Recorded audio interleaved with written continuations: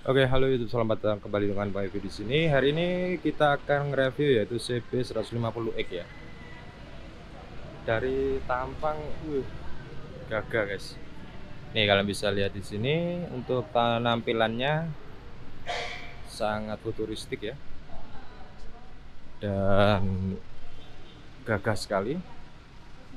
Untuk joknya juga cukup tebal di sini. Nih, cukup empuk. Terus untuk penampakan dari atas kalian bisa lihat sangat gagah. Stang barnya sangat enak ya, dia nggak terlalu maju, jadi pas gitu dengan arah kita, itu terlalu sangat pas. Nah, untuk tipe mesinnya, jadi di sini dia menggunakan tipe mesin 4 langkah dan DOHC 4 katup.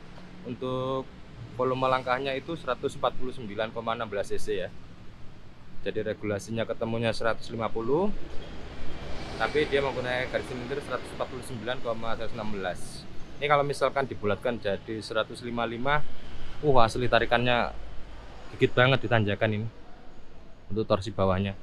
Dan jangan khawatir, untuk torsi bawahnya cukup ngisi ya, karena dia menggunakan ban untuk street ya, menggunakan ERC, dan tipenya ini model dari street ya. Jadi ini termasuk golongan supermoto ya, seperti itu. Nah, untuk peleknya ini kalian bisa lihat dia menggunakan pelek palang 1 2 3 4 5 6 7 8 9 10 ya. Jadi satu palang dipecah jadi dua. Ini sudah model yang terbaru, yang modern. Kalau yang lama itu menggunakan Cyclone ya.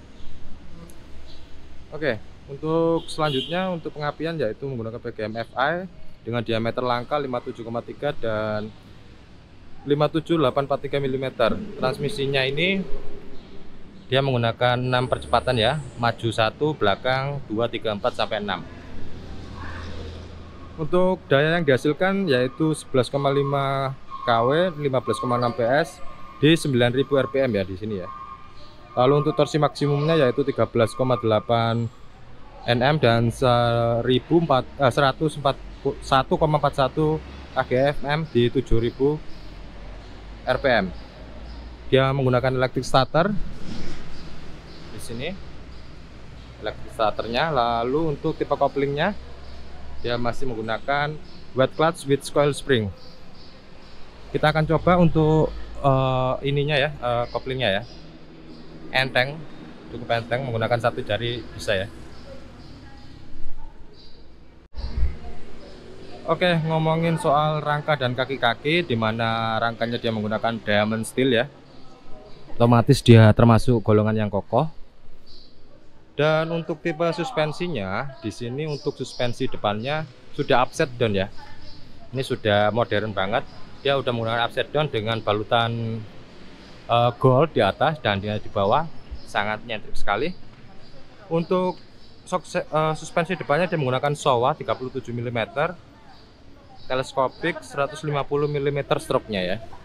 Jadi sangat bagus sekali. Dan untuk ukuran bannya ini 100/80 untuk depannya, ring 17. Lalu untuk belakang ini dia 130/70 ya, ring 17 juga. Dan untuk tipe remnya wavy disc brake, belakang wavy disc brake. Jadi kalau teman-teman, tunggu dulu, untuk kurang satu, dia menggunakan Prolink untuk lengan ayunnya, ini belum saya sebutkan ya. Nah, untuk yang tidak tahu wavy disc brake itu apa, wavy disc brake itu ini nih. Jadi bentuk gelombang kayak gini. Nah, jadi nggak lurus simetris tuh, nggak. Jadi ada gelombangnya, itu adalah wavy disc brake.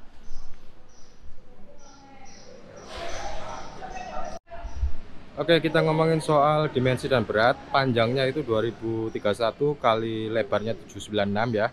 Dan untuk tingginya dari jok ini sampai bawah itu adalah 1309.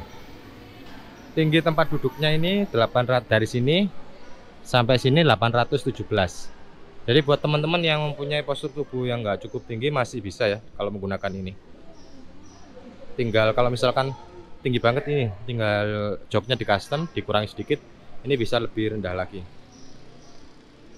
Untuk jarak sumbu rodanya 1315, jarak terendah keterangannya dari sini ke sini 181 mm, dan berat kosongnya ini semuanya, berat kosongnya 139 kg.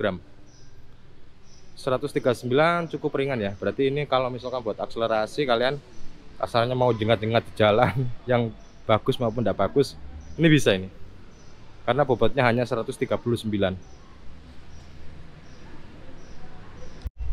Sekarang kita ngomongin soal kapasitas tangki ya. Di sini kapasitas tangkinya ini menurut data yaitu 12 liter. 12 berapa ini? Iya, pas. Ini 12 liter.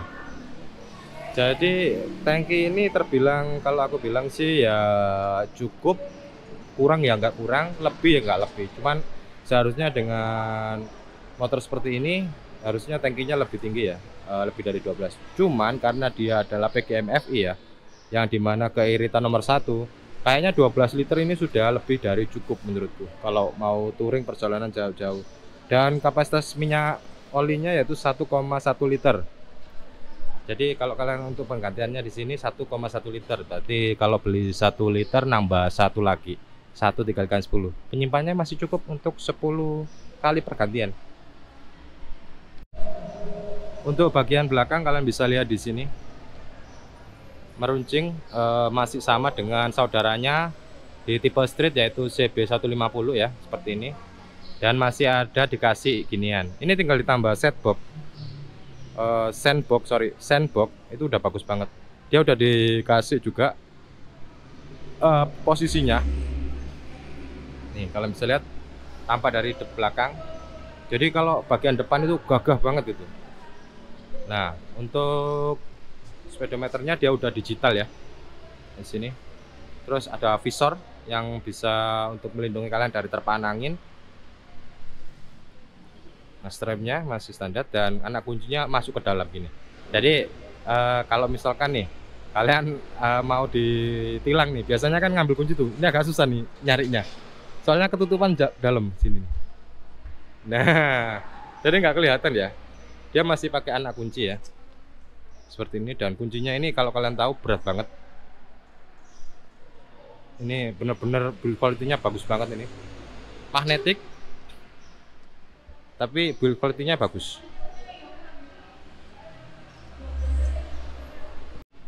Oke, selanjutnya ngomongin soal knalpotnya ya. Nah, ini adalah model knalpotnya, meruncing, hampir mirip dengan senjatanya Transformer. Cukup robotik ya. Oke, seperti ini. Kokoh dan goncengan penumpangnya juga cukup empuk di sini. Jadi untuk kenyamanan pertama, karena ini adalah sport touring ya. Lebih ke ini, cuman dia bisa dikatakan sport touring, bisa dikatakan untuk supermoto, karena dari bodinya itu banyak sekali sih untuk ininya, apa istilahnya, kategori-kategori yang bisa menandakan semacam itu ya. Dan pilihan warnanya itu ada 5 kalau nggak salah ini. Cuman lebih mentereng itu yang hijau kayak hijau army gitu, dan merah ini. Kalau yang full black itu kombinasinya putih. Oh ya, ada yang lupa ya. Ini tidak dilupakan ya. Jadi 2023 ini rata-rata motor sport itu sudah dilengkapi ini. Untuk apa istilahnya? Nembak lampu sorot gitu kucing. Seperti itu, dan dia masternya masih pakai Nissin. Lalu informasi selanjutnya pada bagian kalipernya juga Nissin ya di sini ya. Untuk yang depan, belakang juga sama. Nih, mengikuti dari kakaknya, cuman dia lebih rapi dan lebih menonjol ke depan. Dibalut dengan visor yang kayak gini, ini membuat CB150X lebih dinamis kalau dilihat. Sign-nya dibikin lebih kecil biar nggak terlalu mencolok dan juga mengganggu pemandangan, dibikin lebih kecil ya di sini. Cukup bagus. Dan untuk ininya sangat tinggi ya, racernya. Dia racernya cukup tinggi di sini. Otomatis kalau racernya tinggi, stangnya tinggi ini, getarannya juga bakalan kebantu. Dia bakalan lebih bisa ngeredam getaran ya jarak jauh. Jadi kalau misalnya kalian touring atau tempatnya kurang begitu enak, ini bakalan ngebantu banget posisi seperti ini. Dan untuk jalurnya dia cukup kecil, tapi kayaknya udah kebantu dari berbagai aspek di sini. Seperti itu sih. Oke, lanjut untuk suspensi, di mana di sini dia pakai Prowling ya. Jadi dia nggak langsung shock breaker dengan langsung ke lengan ayun, tapi masih ada Prowlingnya di sini. Otomatis suspensi dengan bantuan Prowling seperti ini akan membuat dia itu bekerja lebih enak dan lebih lembut. Dan juga yang paling diutamakan kestabilannya. Pasti ini kalau misalkan ketemu dengan speed trap, dia pasti bakalan lebih stabil untuk menghadapi speed trap.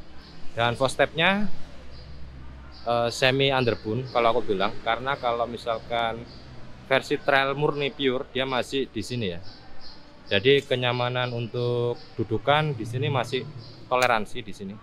Ya, agak ke belakang memang, tapi kalau yang dikatakan versi murni trail dia pasti akan ditaruh di sini. Nah, seperti itu. Karena ini masih sifatnya dia itu semi street race ya. Jadi post-stepnya masih disesuaikan seperti ini, guys. Ini post-step belakangnya. Dan ini tulangnya kelihatan di sini, sangat bagus. Cocok dengan desain seperti ini. Nah, untuk mesinnya kalian bisa lihat mesin tegaknya. Keren. Oke, sampai sini. Kalau misalkan ada pertanyaan dan misalkan kalian ingin bertanya sesuatu, kalian bisa tinggalkan di kolom komentar. Sekian dari Bang Ewi dan selamat beraktivitas kembali.